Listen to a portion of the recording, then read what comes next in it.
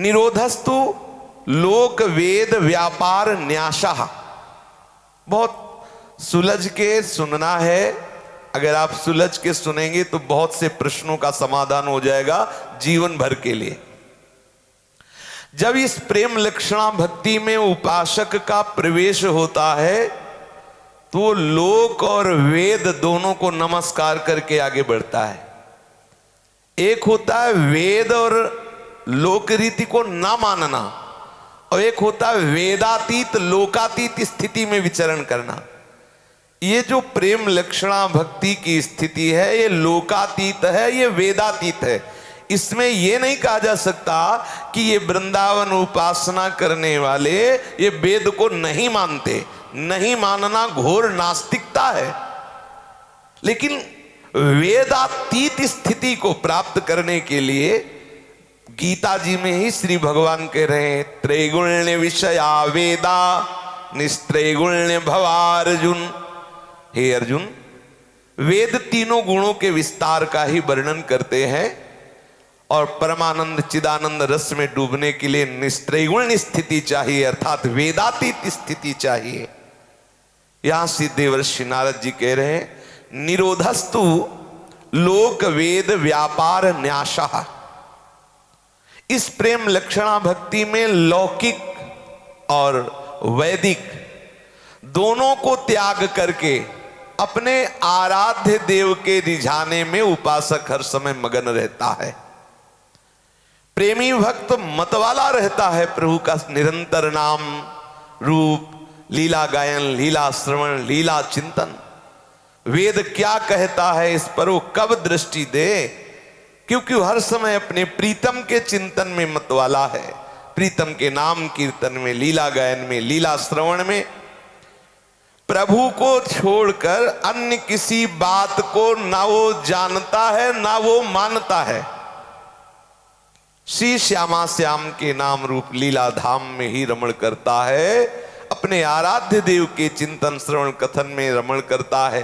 गीता जी में भी भगवान के मच्चित्ता मदगत प्राण बोधयन्तः परस्परम कथयन्ति च माम नित्यम तुष्यन्ति च रमन्ति च। ये स्थिति, उसी में तुष्यन्ति च, उसी में रमन्ति च, उसी में रमण करता है, उसी में महान आनंद का अनुभव करता है। प्रभु में चित्त जोड़े हुए है, श्वास श्वास प्रभु का सुमिरन कर रहा है। प्रभु की लीला गायन ही उसका आहार है, उसका जीवन है। वो काहे को लोक रीति को देखे, वो काहे को वेद रीति को देखे, समय नहीं है। वो अपने प्रीतम को रिझाए कि वेद रीति। तो बोले लोक रीति और वेद रीति का यहां जो त्याग है वो पूर्णता जनक है, दोष जनक नहीं है। समझिए, जैसे कोई कहे कि ये तो ना लोक सिद्धांत को मानते हैं ना वेद सिद्धांत को मानते हैं, ये बात हो गई दूसरी। और ये हो गई कि ये तो लोक मत और वेद मत दोनों से ऊपर प्रेम रस में डूबे हुए हैं, ये बात हो गई दूसरी। तो जो सुलझे हुए लोग नहीं होते वो कह देते हैं प्रेम मार्ग में चलने वाले प्रेमी उपासकों को कि भाई ये तो वेद को नहीं मानते। नहीं मानना नहीं, ये वेदातीत स्थिति में है, अब वेद की जरूरत नहीं है। प्रेमी उन्मत्त होकर अपने आराध्य देव के रूप चिंतन में, लीला गायन में, लीला श्रवण में, नाम कीर्तन में, नाम जप में डूबा रहता है। उसका मन सदा अपने प्रीतम में डूबा रहता है। उसकी आंखों के सामने उसके प्रीतम दूसरा कोई है ही नहीं। वो कैसे करे लोक व्यवहार, कैसे करे? अब वो लोक और वेद का दास नहीं है, वो तो प्रियालाल के चरणारविंद का दास है। मैं न लोक का दास हूं न वेद का दास हूं, मैं तो अपने प्रभु का दास हूं। न मैं किसी का दास हूं न कोई मेरा दास है। बहुत सुंदर, सुलझ के ही समझना होगा। मैं नित्य अपने प्रीतम का दास हूं। एक टेक, एक विश्वास केवल हमारे आराध्य देव में हमारी है। मैं कहीं भी रहूं, कैसे भी रहूं, मुझे केवल अपने प्रीतम से काम है, ना लोक से काम है, ना वेद से काम है। प्रभु सेवा में ही मेरा तन, मेरा मन, मेरी बुद्धि सने रहते हैं। कौन देखे कि लोक की क्या रीति है, और वेद की क्या रीति है। मेरा तन मन बुद्धि सब प्रभु की सेवा में है। वो भी सेवा मेरे द्वारा जो बन रही है वो दिखाई दे रही है। जैसे कठपुतली नाचती हुई दिखाई दे रही, लेकिन पर्दे के पीछे नचाने वाला जैसी डोरी हिलाता है वैसे ही वो नाचती है। ऐसे ही मेरे प्रीतम मनमानी करके जैसा चाहते वैसा मेरे से करवा रहे हैं, वैसा नचवा रहे हैं। बहुत सुंदर। बिल्कुल उपासक अगर इस भावना को हृदय में धारण करे तो बहुत शीघ्र प्रपंच से मुक्त हो जाए। ना मैं लोक का दास हूं, ना मैं वेद का दास हूं, मैं तो प्रभु का दास हूं। आठों पहर प्रभु की सेवा में तन मन प्राण सब मगन है, पर वो सेवा प्रभु ही करवा रहे हैं। प्रभु ही जैसे कठपुतली को नचाने वाला जैसे चाहता है वैसे वो नाचती है, ऐसे मेरा प्रीतम स्वयं मेरे हृदय में बैठ करके अपनी सेवा करवा रहा है। जब कोई सेवा होनी होती तो उसमें स्फुरणा होती है। आज श्री जी को भोग लगाया जाए, आज ऐसा किया जाए, आज ऐसे पुष्पों की रचना की जाए, आज ऐसे माला बनाया जाए, आज ये पोशाक पहनाई जाए, आज ये करना जाए। जो ये फुरना हो रही वो प्रभु ही कर रहे हैं। ध्यान दीजिए, फुरना। और जो हमारी बुद्धि चतुरता पूर्वक जो स्फुरणा हुई उसके अनुसार वर्ताव कर रही, वो मति भी हमारे प्रभु ने दी। और जिस बल से वो सेवा पूर्ण हो रही वो बल भी प्रभु ने दिया। वो पुरुषार्थ मेरे प्रभु के द्वारा ही दिया हुआ है, वही कर रहे हैं, वही करवा रहे हैं। कितनी सुंदर बात है। मेरा जो भी व्यवहार हो रहा है वो उन्हीं के द्वारा उन्हीं में हो रहा है। बहुत बड़ी सुंदर रसमय स्थिति पूज्य श्री भाई जी महाराज। कोई उपासक ही, उत्तम कोटि का उपासक ही इस रहस्य को समझ सकता है। कैसी स्थिति है? बोले स्फुरणा भी वही, स्फुरणा का जो भाव हुआ उसके अनुसार हमारी मति जो लग रही वो भी मति वही। जिस बल से मति के अनुसार सेवा हो रही वो बल भी वही, वो पुरुषार्थ भी वही, करने वाले भी वही, कराने वाले भी वही। तो उन्हीं में, उन्हीं के द्वारा हो रही है सेवा, उन्हीं में, उन्हीं के द्वारा हो रही है। तो हृदय में मैंपन रही नहीं गया है, रंच मात्र भी मैंपन नहीं रह गया, क्योंकि मैं के ऊपर मैं सवार हो गया। जो देहाभिमान मैं था उसमें भागवतिक मैंने आकर अपना अधिकार कर लिया। मैं में मिल गया, तरंग समुद्र में मिल गई। कोई ढूंढे नहीं मिलेगी तरंग, तरंग समुद्र में मिल गई। देहाभिमान भागवतिक सच्चिदानंदमय अभिमान मैं में वो लीन हो गया। अब रंचक देहाभिमान रूपी मैं नहीं रह गया, अब तो एक ही भाव रह गया। अब न कोई लज्जा है, न कोई शोक है, न भय है, न मान है, न मद है। ये पूर्ण रूप से इनका अभाव हो गया। अब तो मैं की सत्ता ही नहीं रह गई, एकमात्र प्रभु ही विराजमान हो गए। अब लीला में सच्चिदानंद मेरे आराध्य देव इस शरीर के अंदर बैठ करके वही लीला कर रहे हैं। जब ये स्थिति आ जाती है तो वो उपासक लोक या वेद का दास नहीं होता। वो अपने आराध्य देव के ही इशारे से आराध्य देव के लीला चिंतन में, आराध्य देव की सेवा में तन्मय रहता है। श्री गोपीजनों ने अपनी स्थिति का वर्णन किया है। चित्तम सुखेन भवताप ऋतं गृहेषु यन्निर्विशत्युत करावपि गृहकृते पादौ पदं न चलतस्तव पादमूलात् यामः कथं ब्रजमथो करवाम किं वा। हे प्रीतम प्राणनाथ कृष्ण, आप हमसे कह रहे हो वापस चली जाओ।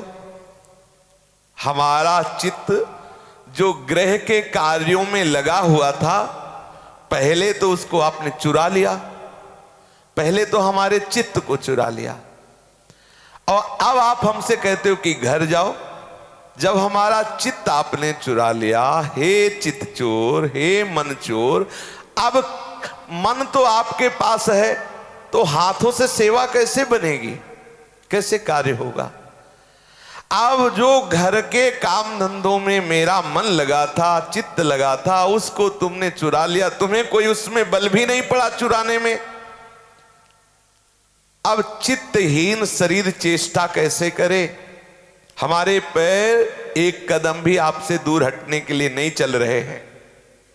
मैं घर जाऊं तो कैसे जाऊं, और यदि कोई मुझे वहां पहुंचा भी दे तो करूंगी क्या, क्योंकि चित्त तो आपके पास है, चित्त के बिना कोई चेष्टा होने वाली नहीं। आहा, उपासक का चित्त उपास्य देव में समर्पित हो जाता है। आसक्ति, जैसे दुबरी गाय, बहुत कमजोर गाय दलदल में फंस जाए तो निकल नहीं सकती, ऐसे ही ये मन जब प्रभु में आसक्त हो गया तो चाहे जितनी चेष्टा करे निकल नहीं सकता और डूबता चला जाता है, फिर प्रभु में बन जाता है। वो उपासक कैसे लोक रीति का स्मरण करे, कैसे विधि निषेध का पालन करे, क्योंकि वो अपने प्रभु में आसक्त है। जिसका चित्त अपने आराध्य देव के चिंतन में है, चित्त से जगत का चित्र मिट गया है, अब लोक रीति वेद रीति इससे वो परे हो चुका है। यदि ऐसा उपासक आपके दर्शन में हो और वो लोक रीति वेद रीति का पालन न कर रहे हो और उन पर आप दोष दृष्टि कर बैठे, अरे भाई ये तो संध्या नहीं करते, ये तो ये नहीं करते, दोष दृष्टि कर लेने से आप जितना संध्या भजन करते हैं वो सब अंतर ध्यान हो जाएगा, अवज्ञा बन जाएगी। प्रेमियों की स्थिति को कोई प्रेमी ही समझ सकता है, या भगवान जना दे तो समझ सकता है। श्री सुंदरदास जी वर्णन कर रहे हैं कि जब चित्त प्रभु में जुड़ जाता है, प्रभु से आसक्ति हो जाती है, उसे ही कहते प्रेम लक्षणा भक्ति। उपासक की दशा बदल जाती है।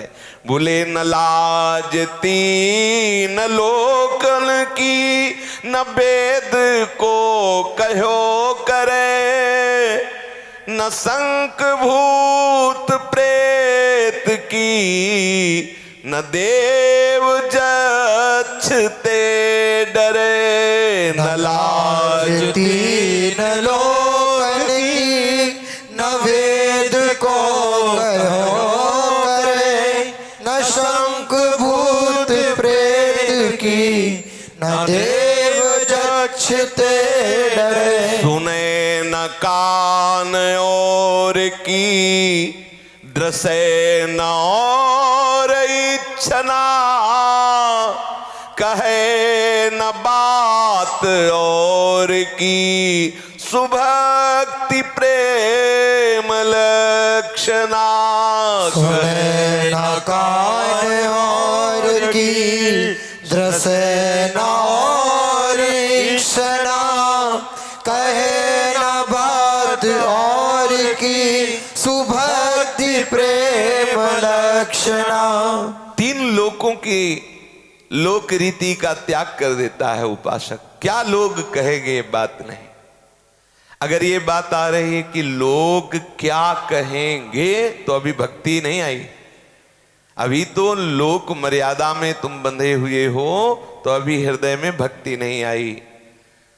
अगर लोगों की चिंता है कि लोग क्या कहेंगे तो अभी भक्ति का रंग, भक्ति का जब रंग आता है तो न लाज तीन लोकन की, तीनों लोक में लोग क्या कह रहे हैं, कहना पड़ेगा, सबको कहना पड़ेगा।